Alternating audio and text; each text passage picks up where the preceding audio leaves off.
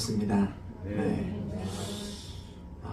이렇게 훌륭한 교회에서 또 많은 목사님과 선교사님과 또 장로님과 성도님들이 있는 데서 이렇게 또 설교할 수 있는 영광을 주셔서 저 하나님과 그리고 기쁨찬 교회에 감사를 드립니다. 저는 목사가 된 이후로 직업병이 하나 있습니다. 늘 마이크를 잡고 싶은 그런 마음이 있는데 제가 듣기로는 여기 목사님들도 많은데 예배를 너무 잘 들으신다는 그런 모습을 보고 저보다 이렇게 나으신 분 앞에서 제가 또 이렇게 설교를 하구나, 겸손한 마음으로 전해야 되겠다, 이런 생각이 있습니다. 저는 청년 때 25년 전에 강원도 태백에 있는 예수원이라고 대천덕 신부님이 세운 성공의 신부인데요. 거기에 갔다 와서 기억에 남는 에피소드가 있습니다. 25년 전에 그때 이제 거기는 초교파적으로 모여서 순례객들이 중보기도를 합니다. 근데 어떤 기도 제목이든 좋으니 성령의 감동이 있으면 말씀하셔라, 같이 기도하겠다 했는데 한 자매가 미국의 부시 대통령을 위해서 기도하자는 겁니다. 모두가 미국은 초강대국이고 당연히 기도해야 된다는 생각이 들어서 함께 기도를 했습니다. 그리고 또 시간이 좀 흘러서 그 자매가 또 손을 든 겁니다. 미국의 부시 대통령을 위해서 기도를 해야 된다는 거예요. 그러니까 이제 좀 짜증이 나는 거예요. 아까 했는데 왜 이걸 또 기도하냐, 기도할 게 많은데. 그래서 또 기도했던 기억이 납니다. 그리고 나서 이제 끝나기 얼마 지나지 않아서 그 자매가 또 손을 드는 거예요. 이제 이 기도 제목이 뭔지 알 것 같아. 뭐라고 손 드는가?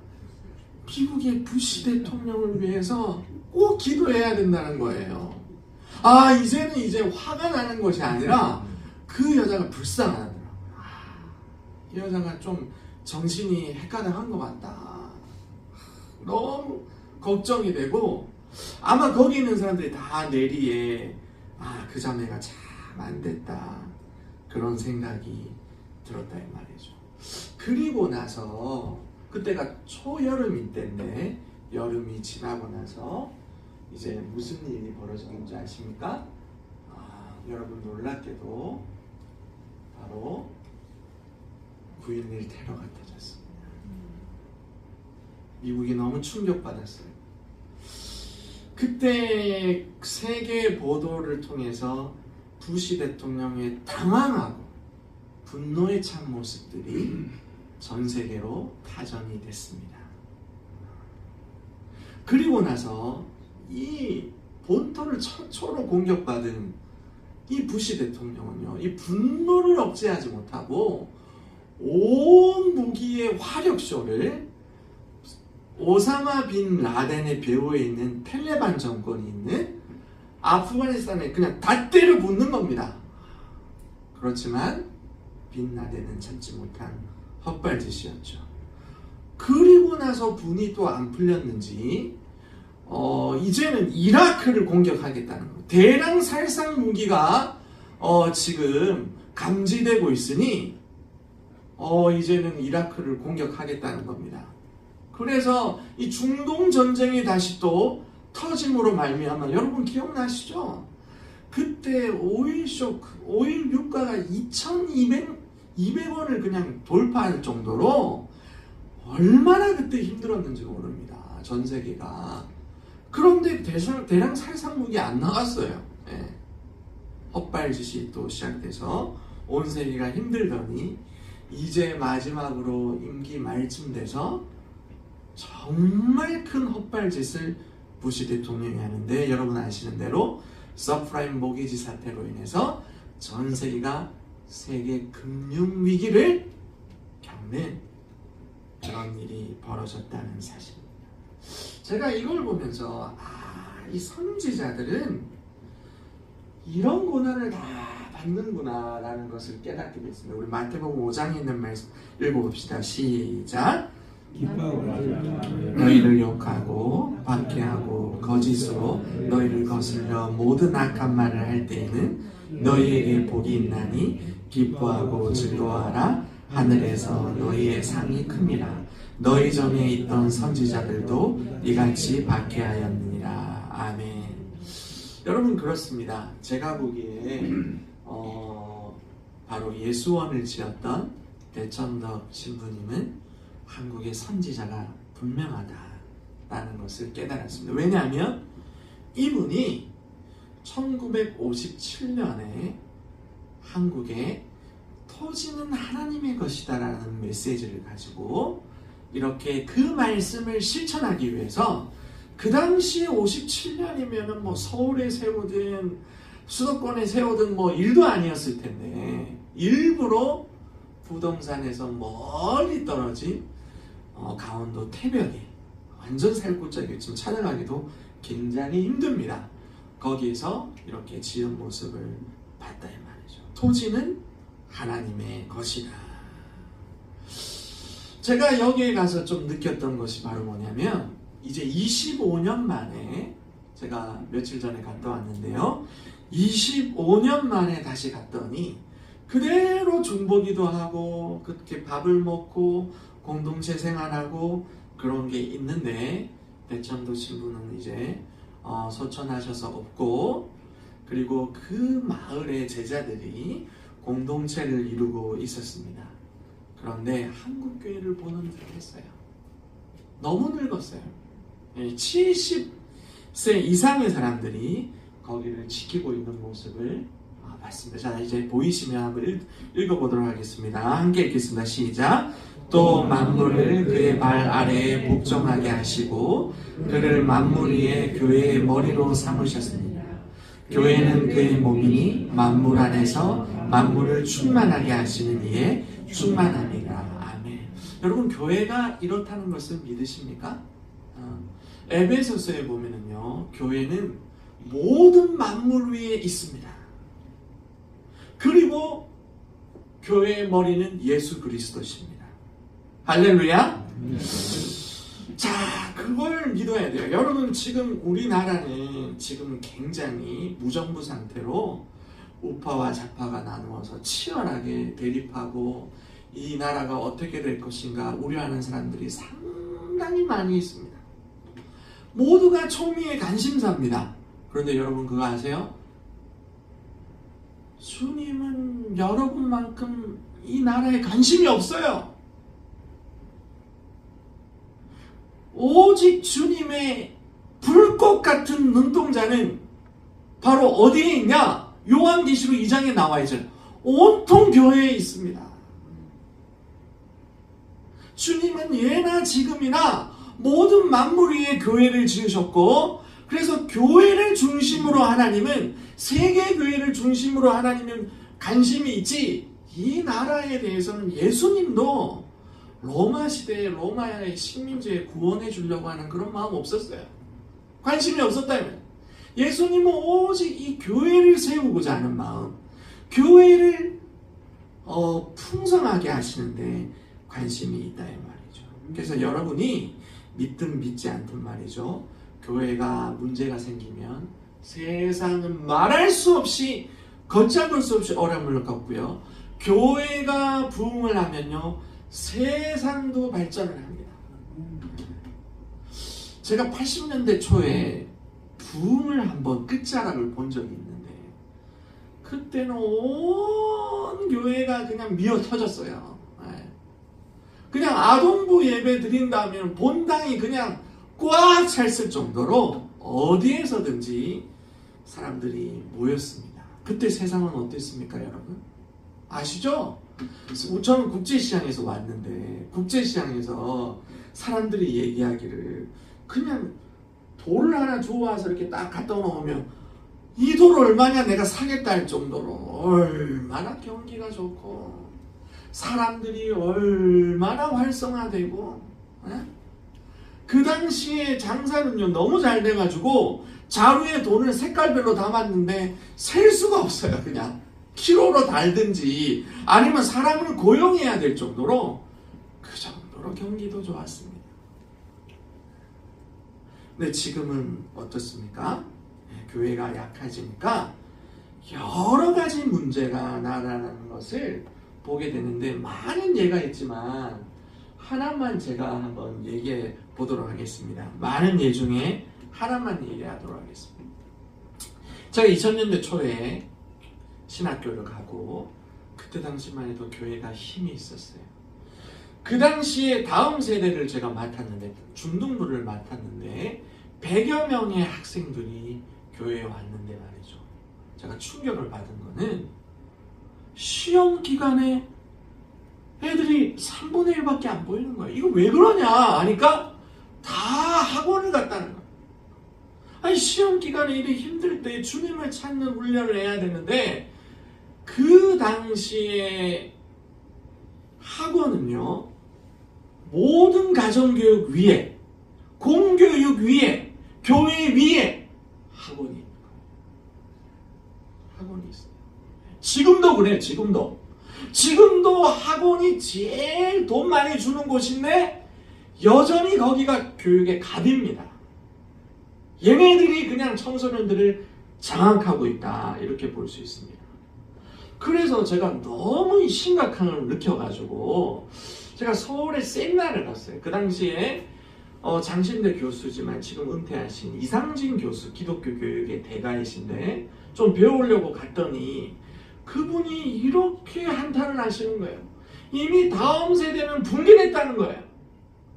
이 교회 학교를 바라보면서 LG나 현대가 이 교회 학교를 하면 이 지경이 됐겠냐고 너무 한탄하시는 거예요.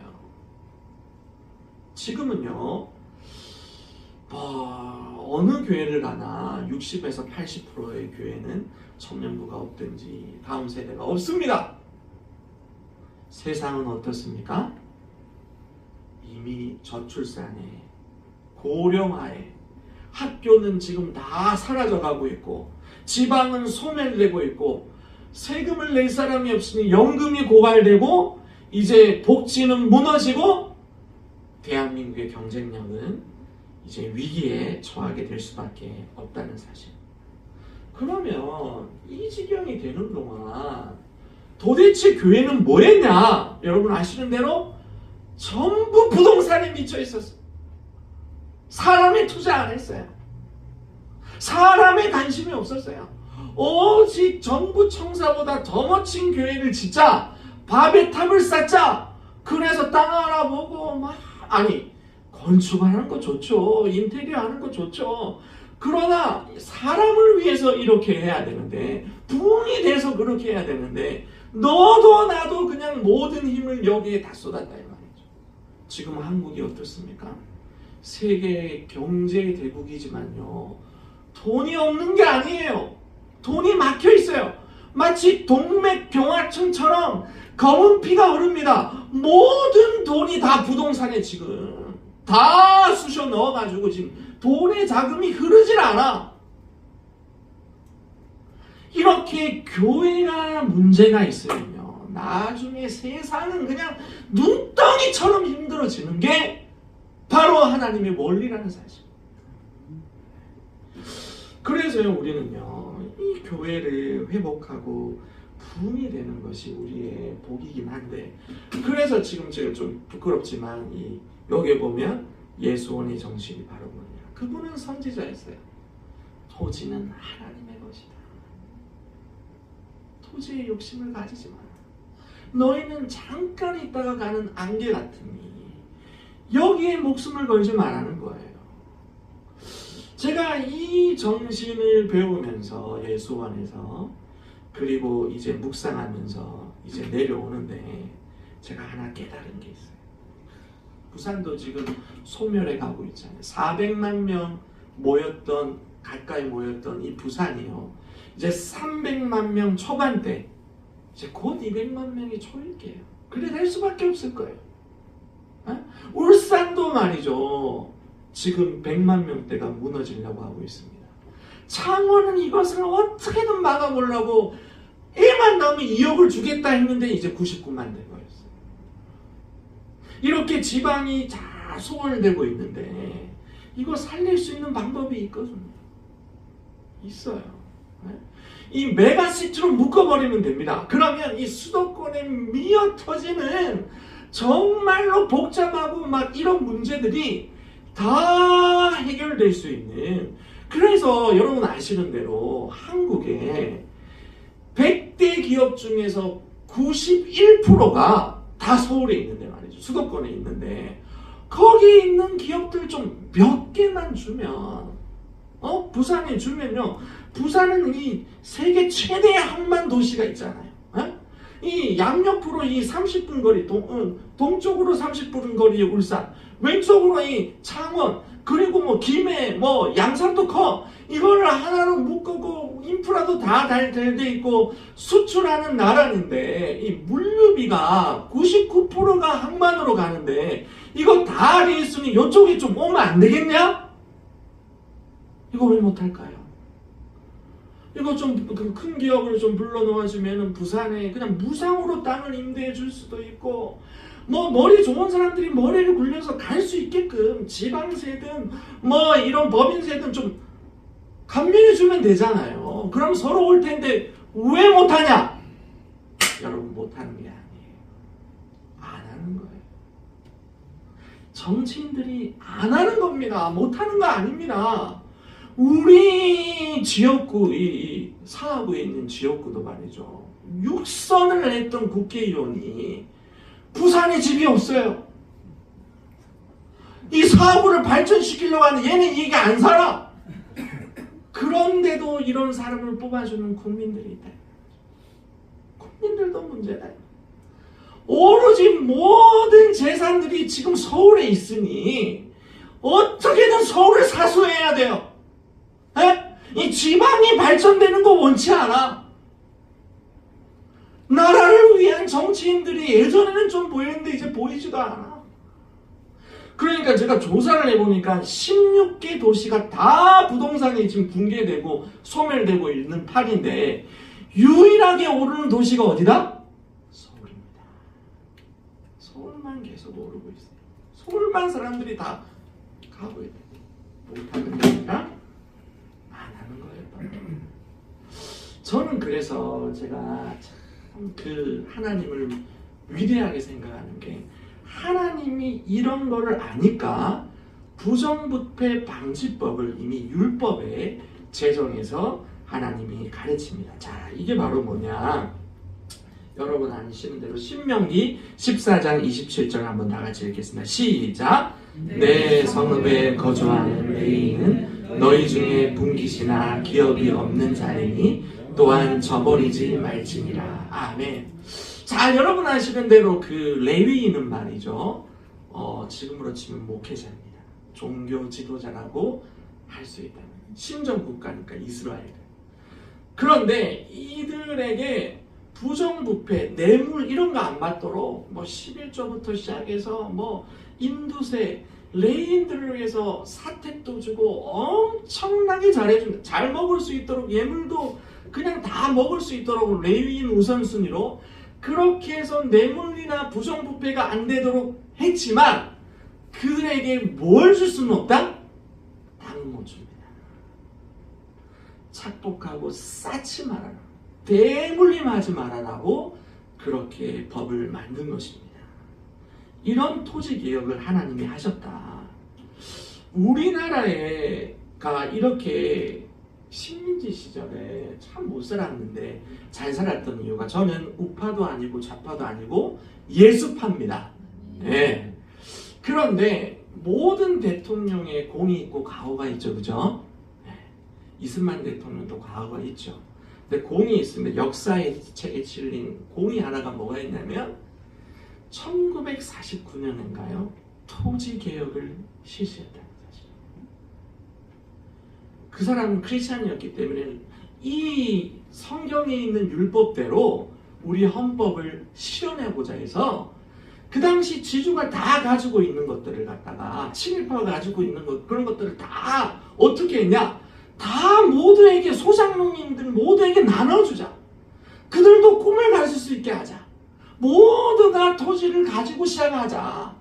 이렇게 해서 토지 개혁을 했는데 어렵죠. 지주가 잘 안 내놓죠. 근데 어떻게 설득했는지 모르지만 예수원에서 가르쳐 주더라고요.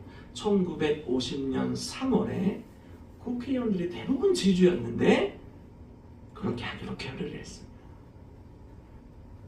그래서 우리나라가요, 아시아의 수많은 나라들이 우리보다 잘 살았는데 그 당시에 우리나라가 인도 다음으로 못 살았는데 이 나라가 토지 개혁에 성공함으로 말미암아 세계에서 경제 대국과 민주화를 이룬 나라는 선진국을 제외한, 선진국 워낙 잘 사잖아요. 선진국을 제외한 나라로서는 우리나라가 최초다. 그래서 모든 식민지에서 살았던 나라들의 우상 롤 모델이 뭐냐? 대한민국인 줄 믿습니다. 그런 나라다 이 말이죠. 그런데 문제는 뭐냐면 이 토지도 다 골고루 나눠줬는데 어려우면 어떻게 됩니까? 어려우면 팔죠. 그래서 지금 70년이 지난 이 나라는 다시 어떻게 됐냐? 개인 토지의 경우 2012년 기준 상위 1%가 전체의 55.2%를, 상위 10%가 97.6%를 소유하고 있다. 법인 토지의 경우는 상위 1%가 법인 전체의 77%, 상위 10%가 93.8%를 소유하고 있다. 다시 부의 불균형, 기득권이 또 다른 지주가 생기고 있는. 그래서 저는 하나님의 법이 참 대단한, 이런 일이 있을 수 있으니까 율법은 어떻게 했냐? 레위기 한번 25장 다시 읽겠습니다. 시작. 이 희년에는 너희가 각기 자기의 소유지로 돌아갈지어다. 그래서 이스라엘은 토지를 매매할 수가 없죠. 렌트를 하는 거죠. 50년이 되면 다시 원상복구가 되니까 모두에게 다시 돌아가니까 49년짜리, 30년짜리, 30년 남았으면 30년 빌리는 거고, 이렇게 만드는 완벽한 법을 만들어서 다시금 부의 불균형이 이루어지지 않는 그런 놀라운 법을 통해서 하나님이 이스라엘을 통치하셨다. 자, 그러면 우리나라가 다시 희년 같은 그런 시대, 모두에게 토지를 나눠주는, 다시 분배되는 그 희망의 시대로 돌아갈 수 있을까요? 네, 여러분 벌써 고개를 흔드시네요. 저도 여러분하고 생각이 같습니다. 그런 거 하면요, 탄핵시키거나 공산주의자라고 뭐라 하거나 그렇지 않겠습니까? 이 나라에서는 적어도 그렇게 하기가 쉽지가 않다는 거죠. 제가 예수원에서 참으로 그 귀한 사람을 만났는데 이런 사람이 있더라고요. 예수원에 온 사람 중에 욥과 같은 사람이에요. 청소년 때 기둥 같은 아버지가 돌아가십니다. 그리고 나서 3남매 중에 오빠 2명이 또 하늘나라에 가요. 그리고 또 어머니도 죽고요. 그래서 이제 결혼하고 나서 유일한 피부치, 남편은 피부치가 아니죠. 네, 유일한 피부치, 자녀 2명이 있는데 선교를 사랑해서, 그래서 우즈벡으로 가서 열심히 선교를 하는데 큰 딸이 희귀병에 걸려요. 그래서 어쩔 수 없이 선교를 포기하고 이 아이를 살리려고 했는데 얼마 가지 않아서 또 선천하고 말아요. 하늘나라에 가고 말았어요. 이제 마지막 남은 아들, 이 아들만큼은 데려가지 마시라. 근데 얘도 희귀병에 걸려버렸어요. 그래서 12년간 극진히 호스피스 봉동에서 사랑하고 마지막 희망으로 그렇게 혈육을 그렇게 안고 있었는데 몇 달 전에 그마저도 하늘나라에 가서 이제 예수원으로 왔더라고요. 제가 이분하고 얘기하면서 많은 얘기를 할 수 있고 위로를 할 수 있지 않겠습니까? 생각해 보세요. 이 사람은요, 모든 사별자 모임의 끝판왕이라, 뭐 누가 뭐 아들이 죽었네, 엄마가 죽었네, 이건 비교 대상이 아니야. 다 조용히 해야 돼, 이 사람 앞에서는. 이 사람은 살아있는 것 자체만으로도 그냥 인간 묘비예요. 그냥 살아있는 자체가 위로라고, 우리들에게. 그런데 말이죠. 이 사람이 그 달란트가 있어요. 찬양을 잘해요.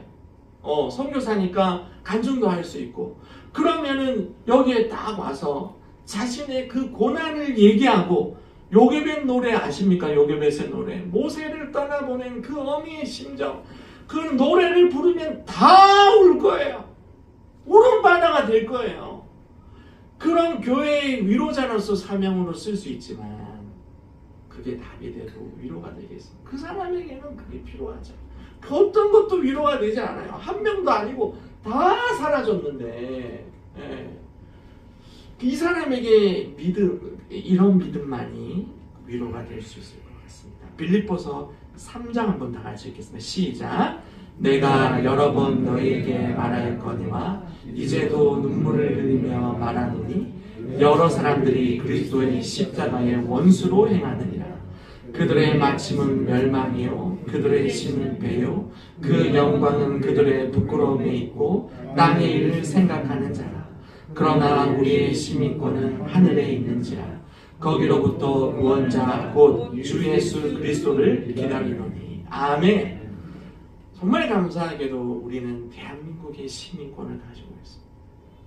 아까도 얘기했지만 모든 식민지 출신의 나라들이 우리나라로 이민 오고 싶어 할 정도로 우리나라는 이미 세계의 리더이자 롤모델 같은 그런 나라다 이 말이에요. 뿐만 아니라 우리에겐 시민권이 하나가 더 있어요. 예수님 덕분에 하늘나라의 시민권이 있는 줄 믿습니다. 네. 그런데 우리는 어디에 더 관심을 가져야 되겠냐? 우리가 다시 예수님의 자녀이고 이 땅에는 잠시 머물다 가는 곳이고 영원한 거처가 있는 하늘나라, 그곳이 바로 우리가 정말로 사모하고 준비하고 예비해야 되는 하나님 나라를 위해서 꿈꾸며 나아가야 되지 않겠습니까? 아마 그 욥과 같은 그 선교사님은 이거 말고는 소망이 없어요. 빨리 아들을 보고 싶다는 그 소망밖에 없으시더라고요. 사람들은 얘기합니다. 천국이 본 적도 없고 가본 적도 없고 믿어지지도 않는다. 예수님이 말씀하셨어요. 천국은 여기 있다 저기 있다 볼 수 있게 많은 것이 아니다. 하나님 나라는 우리 마음에 있다. 그래서 우리가 언제 하나님의 나라를 느낄 수 있냐면 바로 말씀을 실천할 때, 말씀을 묵상할 때 하나님을 느낄 수 있습니다. 저는 이 말씀이 이 말씀을 통해서 천국을 실감하게 됐는데, 마태복음 5장 3절 한번 읽어볼까요? 시작. 심령이 가난한 자는 복이 있나니 천국이 그들의 것이며. 이 땅에서 영원한 욕구를 내려놓으면 내려놓을수록 이 땅에 대한 정말 시민권이 있긴 하지만 영원히 살 것처럼 살지 않고 하나씩 그 욕심과 마음과 재물에 대한 욕망을 내려놓으면 내려놓을수록 하나님 나라가 느껴지더라고요. 하나님 나라가 내 마음속에 실현이 되더라고요. 그렇게 하나님을 만나게 되더라고요. 오늘 제가 우리 그 조영훈 목사님하고 성령으로 교통했는데, 사실 제가 마무리 설교를 하려고 하는 것이 바로 그거거든요. 누가 가장 복이 있느냐? 그것은 바로 악인의 길을 쫓지 아니하고 주의 말씀을 주야로 묵상하는 자. 정말 그 사람이 복이 있는 이유가 뭐냐? 여러분이 이미 이미지로 그려줄 수 있어요. 나무 중에 제일 건강하고 푸르고 참 안정적으로 보여지는 그런 나무가 시냇가에 심은, 저는 시냇가에 심은 나가 시절을 쫓아 과실을 맺으며 그 잎사귀가 마르지 않 같으니 그 하는 모든 일이 형통할 거죠. 바로 여러분이 주야로 묵상하는 그런 복을 가지고 있다면 그리고 그 말씀을 하나씩 순종하며 실현하고 나간다면 여러분의 마음에 하나님 나라가 임해서 여러분의 건강이 푸르고 푸른 시냇가에 심은 나무가 되는 줄을 믿습니다. 뿐만 아니라 시절을 쫓아 가시를 맺는데 여러분의 성품이 하나님과 같아져서 여러분을 존경하게 되고 여러분을 따르게 되고 단글 손님도 모이게 되고 여러분이 그 사람들의 리더가 되는 복이 되는 줄 믿습니다. 가족과 친척들이 여러분을 흠모하고 기도해달라고 부탁하는 역사가 일어나게 될 것입니다. 마지막으로 여러분이 하는 그 모든 일이 하나님의 뜻과 같으니 하나님의 뜻을 이미 말씀으로 잘 알고 있으니 여러분이 하는 일이 만사형통 안 될 것이 무엇이 있겠냐요. 그런 일들이 여러분 가운데 일어나는 것이 가장 큰 복인 줄 믿습니다. 이제 말씀의 결론을 맺겠습니다. 우리 잠언 3장 한번 읽도록 하겠습니다. 시작. 지혜는 진주보다 귀하니 내가 사모하는 모든 것으로 이에 비교할 수 없다. 그의 오른손에는 장수가 있고 그의 왼손에는 부귀가 있나니 그의 길은 즐거운 길이요 그의 지름길은 평강이라. 지혜는 그 얻는 자에게 생명나무요 지혜를 가진 자는 복되도다. 아멘. 저는 연합의 축복을 느낍니다. 제가 참 김정준 목사님을 사랑하는 게 존경하는 이유가 뭐냐면 저도 그리스도의 제자들 제가 10년 동안 머리가 빠지면서까지 사랑했던 내 제자들 그 성도들이 하나님께서 마음을 주셔서 선교사를 보내라. 순종을 해야 되겠지만 저분 나가시면 우리 교회 어려운데요. 저분 나가시면 우리 교회 흔들리는데요. 저분 나가시면 우리 기둥 같은 것들이 사라지는데요. 그런 의구심은 생길 수 있을 것 같아요. 근데 이 교회가 하나님 앞에 사명을 받고 선교사를 파송하라는 그 명령을 지금까지 순종해서 10명의 이상의 선교사들을 세상에 파송시키 세계의 교회를 하나님의 가장 관심 있어하는 그 교회를 세우는데 일조한 저는 뭐라고 평가하고 싶냐면 이런 일이 없었다면 어쩌면 여러분의 교회는 1000명이 되는 교회 최소한 중년교회 이상의 교회가 될 수도 있었을 건데 그런데 하나님 나라를 위해서 그렇게 파송하고 순종함으로 말미암아 하늘나라의 시민으로서 면류관과 영광이 있을 줄 믿습니다. 세상은 다 숫자로 교회를 다 숫자로 평가해요. 그러나 하나님은 그렇지 않을 것입니다. 하나님은 그렇지 않을 것입니다. 마찬가지로 하나님의 말씀은 진주보다 귀하니 오른손에는 장수가 있고 건강이 있다는 것이죠. 왼손에는 부귀가 있고 그 길은 즐거운 길, 행복한 길이고 그 지름길은 마음이 평안한 길이니 그 지혜를 얻는 자에게는 생명나무라. 지혜를 가진 자는 복되다. 거기에는 구원이 있고 하나님의 가장 큰 복이 있는 줄 믿습니다.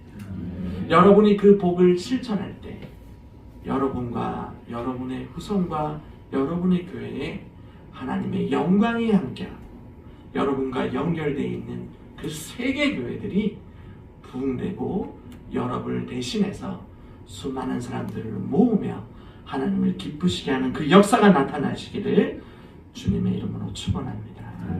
기도하겠습니다.